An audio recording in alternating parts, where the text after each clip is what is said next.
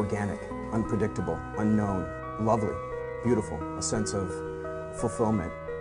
This is part of the pleasures of life and not the chores of life.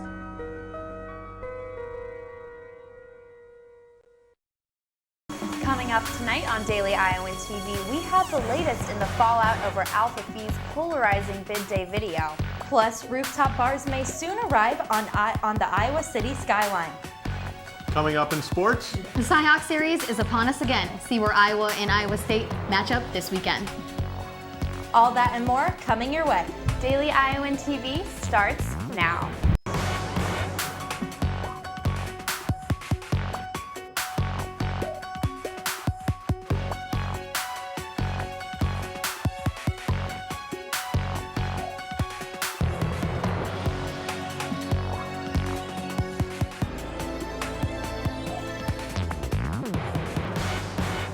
Good evening and thanks for joining us. I'm Megan Coble. And I'm Alara Bartlett.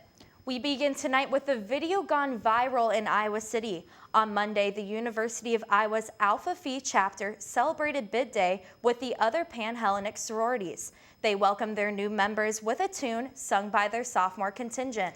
The video, posted late Wednesday night on YouTube, has already surpassed 16,000 views. The video is causing a stir on campus. The song clearly conveys lewd innuendos, which is included in their bashing of other Greek chapters at the UI. Multiple calls and emails sent to campus leaders in fraternity and sorority life were not answered. We are still in the initial stages of this developing story, and Daily Iowan TV will keep you informed on when updates surface.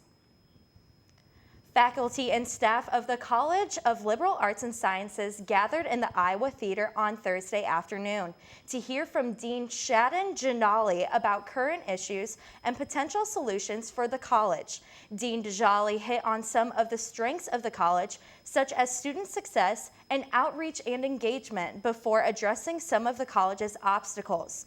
One of those obstacles is the budget. Well, it's clear that the budget is a significant issue. The college has for decades now, it feels like, consistently taken cuts and absorbed those. Dean Janali plans to work closely with the College of Liberal Arts and Sciences faculty to enhance outside funding and strategic communication in order to increase finances. On the first day of classes this year, students were able to sign up for the new event planning certificate through the School of Journalism and Mass Communication. The certificate requires that students complete 21 hours of coursework along with a 3-semester-hour internship. Popularity for the new program has been consistent, with many students quickly filling up the course this semester. This, along with the university seeing an increasing need for event planning professionals, helped to spark the beginnings for the certificate. Heather Spangler, who coordinates the event planning certificate, sees this program as something that covers a wide variety of careers. One thing that I really love about event planning is that there are career opportunities across fields. Anything that you're passionate about, you can find a job doing event planning in that field. You can go to clas.uiowa.edu/SJMC. The Iowa City Council and the Iowa City Downtown District are in their final steps of passing a new ordinance that will allow businesses to expand their services in a new way. If the ordinance passes, it will allow people to view and enjoy downtown from a different perspective. Daily Iowan reporter Nikki Crossway takes us downtown to get the details. With 35 outdoor patios, Iowa City is now making the moves to expand their downtown with the latest trend, rooftop spaces. The demand for outdoor seating has led business owners to work with city officials to pass an ordinance allowing them to expand their businesses vertically. The ordinance entails which buildings will be able to expand, noise restrictions, and the accessibility each building is required to have. It states that the restaurant must have an elevator to their rooftop. Businesses must also be able to service food to their rooftop. Popular bar and restaurant Joe's Place is already in the works of renovating and landscaping their spaces to be eligible for this ordinance. Allowing for people to add a rooftop amenity is good for downtown. It allows people a different perspective. It's just fun to hang out on a roof and look at things in a different way. City officials will be reviewing buildings over the course of the year to make sure they meet the standards. The council will vote on the final reading of this ordinance on September 15th. Reporting downtown Iowa City, Daily Iowan TV, Nikki Crossway. Well, Megan, the weather has been absolutely beautiful these past few days, and I'm very happy that the temperatures are starting to drop. I agree, Alara. Fall is my favorite season. Let's toss it over to Brianna Jett, who's standing by in the weather studio. Thanks, guys. Well, the weather is going to continue to be beautiful, to say the least. Except for some clouds on Friday, the rest of the week should be pretty clear. Friday morning will be a bit chilly with a high in the lower 50s. By the afternoon, it'll rise to the 60s and be partly cloudy. The clouds will stick around into the evening, but the temperatures will fall into the 50s. By Saturday, the clouds will disappear. You're looking at a high in the upper 60s on Saturday and a low in the 40s. Sunday's temps will begin to rise, hitting 72, but Monday, Tuesday, and Wednesday will all be about the same, with highs in the lower 80s and lows hovering in the upper 50s and lower 60s. That's all I have for you today in the weather studio, so back to you guys at the desk. Thinking of adopting a pet? If you're looking for that furry friend nearby, the Iowa City Animal Shelter recently moved to a new building. Daily Iowan TV's Katie Sextro explored the new digs. The Iowa City Animal Care and Adoption Center has found its new home. After being flooded out in 2008, they were temporarily relocated a few miles out of Iowa City. But after several donations and hard work from volunteers, their new building is finished and the staff and animals are all moved in. The move to the new facility occurred on August 10th, and the shelter supervisor, Liz Ford, says the location and building are a big advantage to the staff and animals. The land that we're on was already owned by the city of Iowa City, which meant we didn't have to, purchase additional land. And great location here by the bike trail, close to a bus stop, beautiful location, and definitely much closer in than we were when we were 5 miles south of town. So it's a lot easier for people to walk or bike out here, for volunteers to come out here. The new facility also has a much bigger capacity for animals, which allows them to have bigger and better spaces. The shelter has gained quite a few animals since their move, and Ford encourages the community to adopt since the fall is a prime adoption season. The shelter is very visitor-friendly and allows you to find exactly what you're looking for. The center has many rooms such as this one where you can go see the animals close up. And if you find one you like, you can take it to one of the acquaintance rooms and get to know it a little better to see if it's the right animal for you to adopt. If you're interested in learning more about the center or want to adopt, Ford encourages everyone to attend the shelter's open house on September 26th from noon to 3. Reporting from the Iowa City Animal Shelter, Katie Sextro, Daily Iowan TV. If you want to learn more about the shelter or how the adoption process works, you can visit their website at icanimalcenter.org. In Washington Thursday, the White House announced their preparations to welcome 10,000 Syrian refugees to the 50 states in the upcoming year. White House spokesperson Josh Earnest said Thursday that the U.S. has provided $4 billion to relief agencies dealing with droves of people fleeing the conflict. President Obama wants to further the American response and bring more than the current 1,500 refugees to America.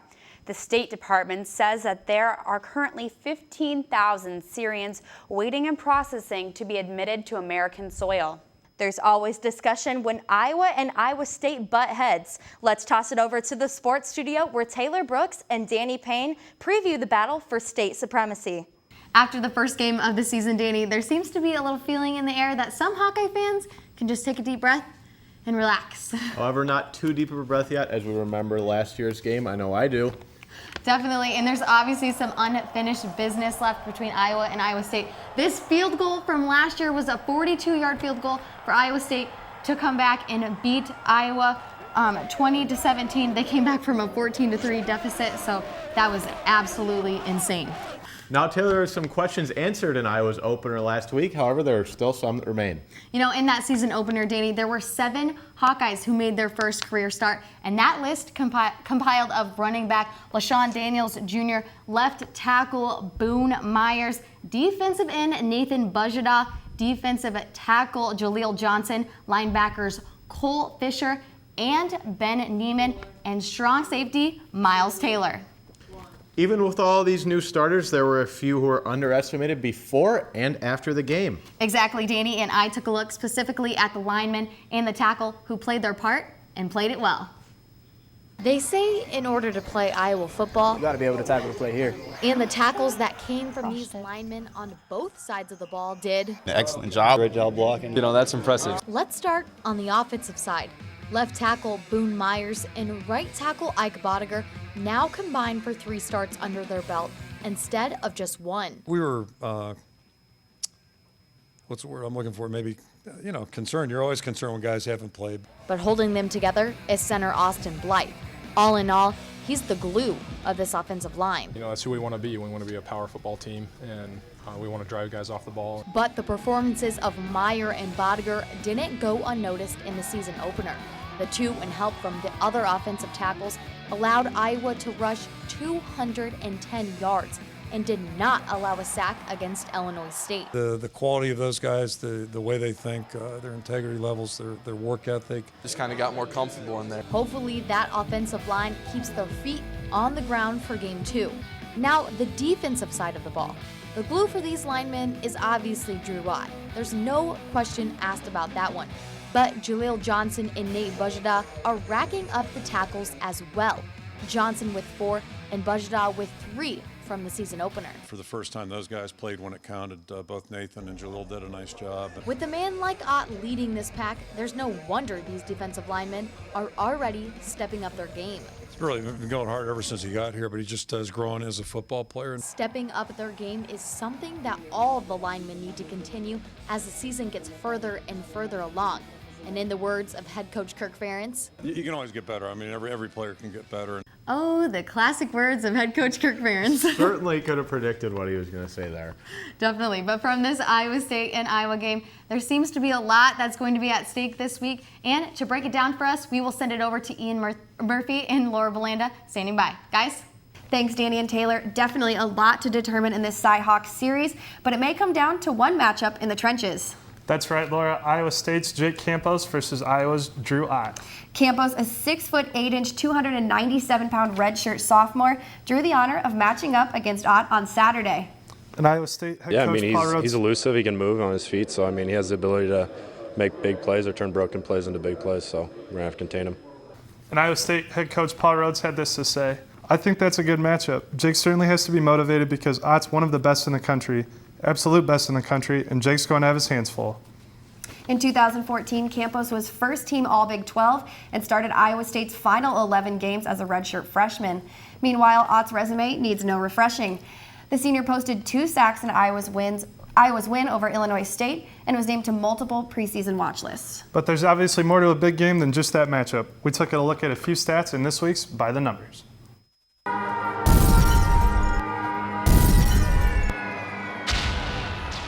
The average margin of victory since 2010 in Cy-Hawk Trophy games is just 3.75 points. The average yards per carry for Iowa against Iowa State is just 4.8 yards. And last year, Iowa State threw a total of 11 interceptions against Iowa. Their quarterback, Sam Richardson, is 6'2", 217 pounds. He's a third-year starter, and after last year, he records 3,000 yards in total offense. But he's led the Cyclones to a record of 0-15 against Big 12 teams. And now for the black and gold, CJ Beathard. This is his first year as the main starter at the quarterback position. He recorded 8 carries for 26 yards in the home opener against Illinois State with 2 touchdowns, and his arm was on point too, with 62.5% completion rate.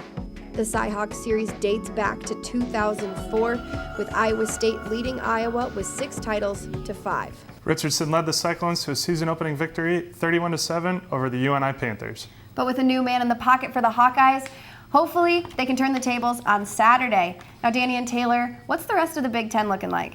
A quick note for next week's game against Iowa State. Of course, with the loss of Tyler Satch earlier this week, Iowa's going to pull one of the Tiger Hawks off their helmet, wear Satch's number 9 as a tribute. That's an incredible tribute that Iowa will be doing, and we will have all the highlights and the recaps from that Iowa State-Iowa game in Ames for the Sunday edition of the show. But for now, back to you guys.